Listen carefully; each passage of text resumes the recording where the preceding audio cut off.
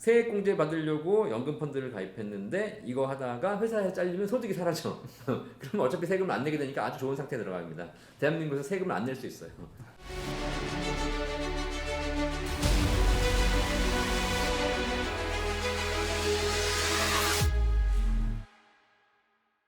이걸 이제 보시고 계신 분들 중에 뭐 40대 중반 뭐 후반도 있겠지만 네. 은퇴가 코앞이거나 이제 네. 은퇴 준비 시기를 놓친 분들 아니면 네. 이미 은퇴를 이제 보내고 계신 분들 이런 분들이 있다면 이분들께는 이제 후반 인생을 위해서 어떤 조언을 해주고 싶으신가요? 그러니까 지금 이제 은퇴를 앞두고 있는데 아직 노후 준비가 안 됐다. 큰일이죠, 사실.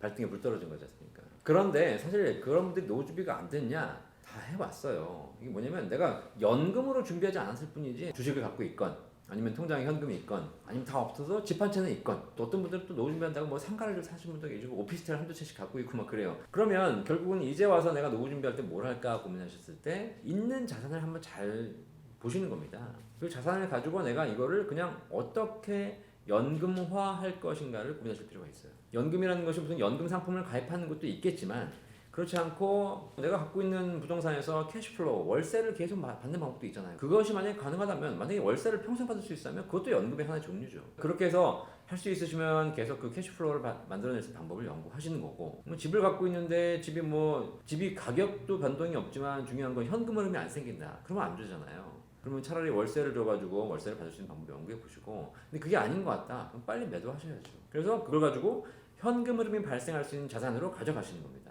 젊을 때야 내가 월급을 받고 일을 해서 버니까 여기서 캐시플로우가 안 나와도 내가 상관없이 그냥 내가 갖고 있어도 되는 겁니다. 떨어져도 기다릴 수 있고 혹은 뭐 문제가 생겨도 또 기다릴 수 있고 이럴 수 있는 거지만 나이가 들면 더 이상 이제 문제가 있는 자산을 가지고 계속 가면 안 되거든요. 그럼 빨리 현금화를 해서 그거를 소득이 발생할 수 있는 자산으로 만들어내는 것이 중요하죠. 내가 거주하는 주택이다 그러면 아까 말씀드렸듯이 주택연금 뭐 오피스텔도 됩니다. 주거용 목적의 오피스텔은 그러니까 그리고 내가 거주하면서 거기서 연금 받으시면 되는 거니까 그렇게 해서 활용하시면 되고요. 그다음에 뭐 주식 가지고 있다. 매매 차익 중심으로 보셨지만 이제는 그렇게 보시는 것이 아니라 그 주식의 형태를 배당이 꾸준하게 발생할 수 있는 배당 중심으로 옮기시는 거예요. 주가 변동이 크게 없다 하더라도 배당을 줄 수 있는 주식들이 있지 않습니까?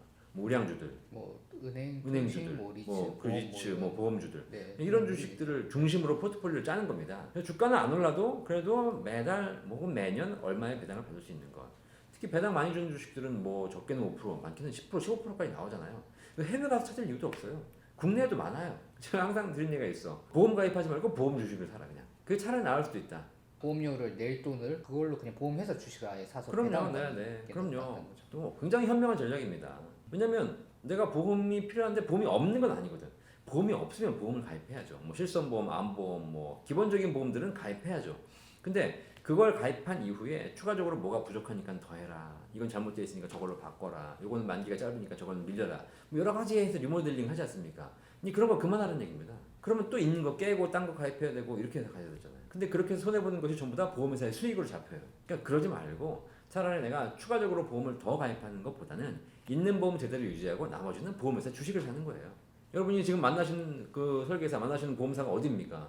내가 예를 들면 삼성화재 직원을 만나고 있다. 그럼 삼성화재 보험을 하지 말고 삼성화재 주식을 사는 거예요. 내가 예를 들면 뭐 DB손보, 요즘 뭐 메리츠화재 이런 데 만나고 있다. 그 회사 주식을 사는 거예요, 그냥. 그게 훨씬 더 현명한 전략일 수 있다는 겁니다. 그렇게 해가지고 지금 갖고 있는 자산들을 연금화하는 것.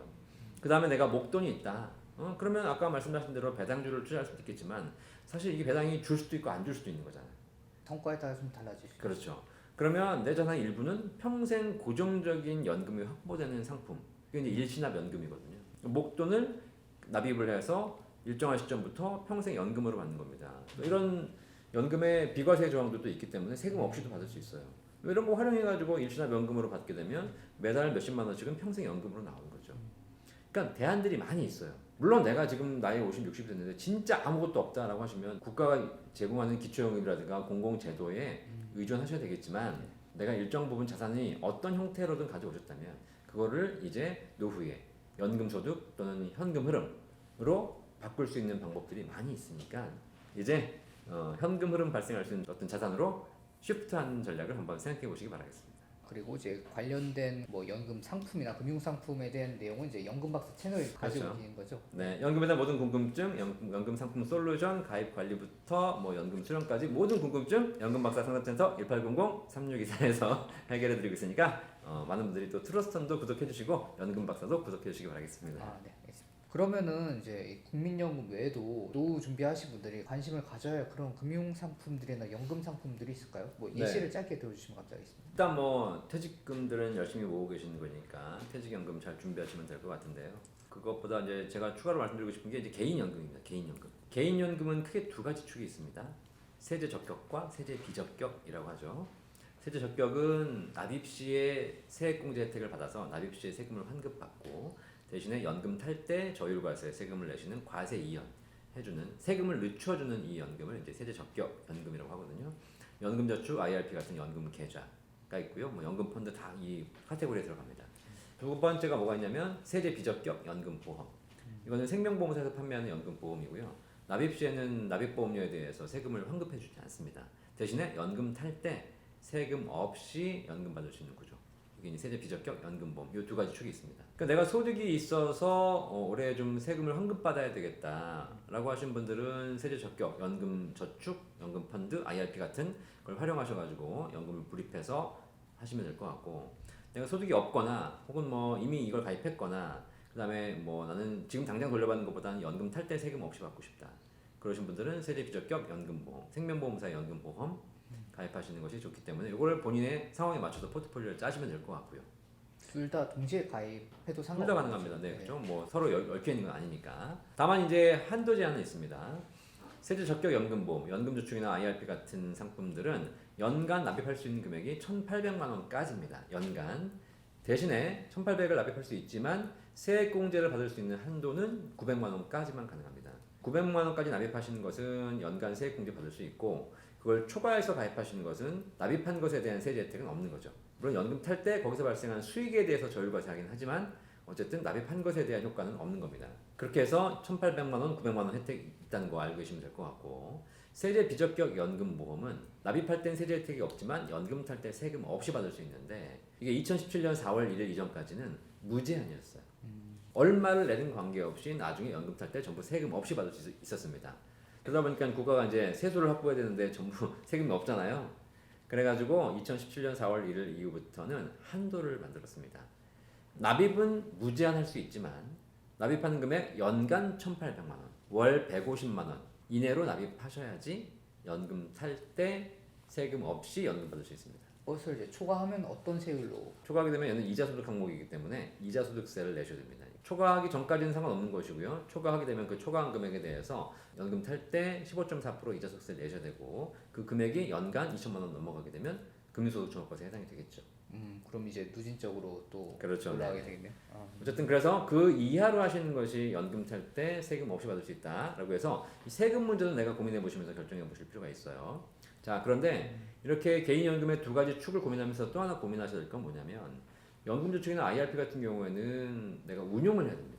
그래가지고 뭐 여러분들이 연금 펀드 가입하신 분들은 그 안에서 채권형 펀드나 주식형 펀드 혹은 TDF, 요즘은 또 운용을 열심히 하시는 분들은 뭐 ETF 이런 걸 통해서 막 트레이딩을 하시는 분도 계시고요. 그다음에 IRP도 마찬가지. IRP 내에서 예금 같은 상품을 선택하실 수도 있고, 근데 예금 이자가 낮으니까 내가 뭐 투자를 하겠다 그래가지고 TDF나 뭐 채권형, 주식형 펀드들 선택하시는 분도 계시고, 이렇게 운용을 해야 됩니다. 그런데 운용이라는 건 다 아시다시피 이렇게 전문 운용사에 맡기지 않는 이상 수익을 잘 낸다는 확신도 없고, 괜히 이렇게 하려고 했다가 손해를 볼 수도 있고, 특히 또 연금이라는 것이 장기적으로 봐야 되는데, 장기적으로 보려면 내가 좀 장기적인 전략으로 우량한 펀드에 투자해서 장기적으로 보유해야 되는 것인데, 트레이딩을 하시는 분들이 계세요. 연금 펀드에 가입해서 ETF를 사가지고 그걸 실시간으로 트레이딩을 해요. 이거 얼마 못 가거든요. 당장 오늘 내일 한두 달은 수익이 나는 것처럼 보이지만 결국 이렇게 하다 지쳐요. 그럼 어떤 일이 벌어지냐면, 연금은 1년, 2년이 아니라 10년, 20년, 길게는 30년이잖아요. 그렇죠? 근데 매일 출근해가지고 컴퓨터 켜놓고 일해야 되는데 밑으로 넣고 또 연금 펀드 ETF 샀다 팔다 하고 있는 거예요. 그럼 어떻게 될까요? 회사에서 잘려요. 세액공제 받으려고 연금 펀드를 가입했는데 이거 하다가 회사에 잘리면 소득이 사라져. 그러면 어차피 세금을 안 내게 되니까 아주 좋은 상태에 들어갑니다. 대한민국에서 세금을 안 낼 수 있어요. 소득이 없으니까. 자, 이런 게 문제가 되는 거예요. 그래서 그런 부분들은 진짜 내가 운용을 장기적인 관점에서 하시는 게 제일 좋고요. 그렇지 않고 내가 그런 운영에도 자신이 없다. 그러면 세제 비적격 연금보험, 아까 생명보험사 연금보험 중에서 수익률이 높은 연금들이 있습니다. 그런 연금을 내가 찾아서 좀 가입하시면 되거든요. 지금 나와 있는 연금 중에는 뭐 한 5%, 6%를 최저 보증하는 연금도 있어요. 이런 연금들이 뭐 그냥 무조건 그 수익을 드리는 건 아니고 조건들이 다 있습니다. 반드시 연금을 수령해야 된다. 중간에 해지하면 안 된다. 이런 조건들이 있기 때문에 그런 조건이 내가 맞다면 그런 연금들도 굉장히 좋은 솔루션이 될 수 있으니까 여러분들이 지금 연금에 대해 좀 이렇게 귀를 넓히고 눈을 크게 봐서 연금에 대한 관심을 가지신다면 그런 솔루션들을 충분히 찾을 수 있을 것이다. 직장인 분들의 경우 이제 뭐 크게 퇴직연금이 두 가지 유형으로 나뉘는데 네. 그 DB형이 있고 이제 DC형이 있고 근데 이제 DB형 같은 경우는 이제 회사가 운용을 해주고 DC형은 근로자가 본인이 직접 운용을 해야 되는데 네. 그러면 이제 이 DB형과 이제 DC형 이 보유자들은 각각 어떤 준비를 해야 할까요? 일단 퇴직금이라는 것이 뭐 내가 내고 싶어 내는 것이 아니고 회사가 쌓아주는 거니까 좋잖아요. DB형이라면 내가 고민할 필요가 없죠. 왜냐면 회사가 운영해 주는 것이고 DB형 자체가 퇴직금을 결정하는 공식이 퇴직 직전 3개월 평균 임금 곱하기 근속 연수 아닙니까? 이게 내 퇴직금이거든요. 그러니까 우리는 변수가 두 가지밖에 없어요. 두 가지가 뭐냐면 퇴직 직전 3개월 평균 임금, 근속 연수. 자 그럼 DB형 가입자들은 뭐만 하면 돼요? 내가 열심히 일해서 사장님 마음에 들어가지고 승진해가지고 퇴직 직전 3개월 평균 임금만 올리면 되는 겁니다.